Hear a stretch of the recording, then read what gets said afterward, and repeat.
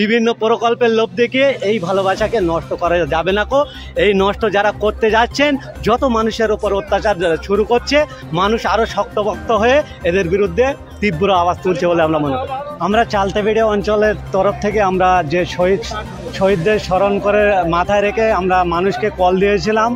মানুষ যেভাবে আমাদের কলে সাড়া দিয়েছেন, আমরা মুগ্ধ হয়ে গেছি। আমরা যে টার্গেটটা রেখেছিলাম, সেই টার্গেট ছাড়াও যে এত মানুষ যে এসে যে রক্ত দেবে, সেটা 3 জন কর্মীকে পঞ্চায়েত নির্বাচনে তৃণমূলের দুষ্কৃতী দ্বারা ছোড়া গুলিতে শহীদ হতে হয়েছে। তাদের স্মরণে, তাদের স্মৃতিতে রক্তদান শিবির। এই রক্তদান শিবির থেকে রক্ত নিয়ে অনেক মুমূর্ষু রোগীর প্রাণও বাঁচতে পারে। তার একদিক ব্যবস্থা, সরকার যখন রক্ত যোগান দিতে ব্যর্থ, যেখানে পার ডে 1800 থেকে 2000 ইউনিট রক্তের প্রয়োজন, সরকার সম্পূর্ণরূপে ব্যর্থ। আমাদের মতো বিরোধী রাজনৈতিক দল বা বিভিন্ন স্বেচ্ছাসেবী সংগঠনের উদ্যোগে এই রক্তের যোগান কিছুটা আমরা দিচ্ছি। আর আজকে আমরা রক্তদান শিবির করছি আমাদের স্মরণে। আমি অনুরোধ করবো একটাই, পুরুষদের জন্য প্রতি 90 দিন, মহিলাদের জন্য 120 দিন ছাড়া ছাড়া আপনারা রক্ত দেবেন।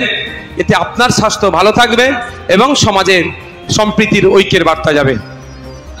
আপনাদের মাধ্যমে বলি, আমরা যে টার্গেট রেখেছিলাম তাছাড়াও 150 মানুষ রক্ত দিয়ে চলে গেছে, তাদের কুপন দেয়নি, কেউ একবারও আওয়াজ পর্যন্ত করেনি কো।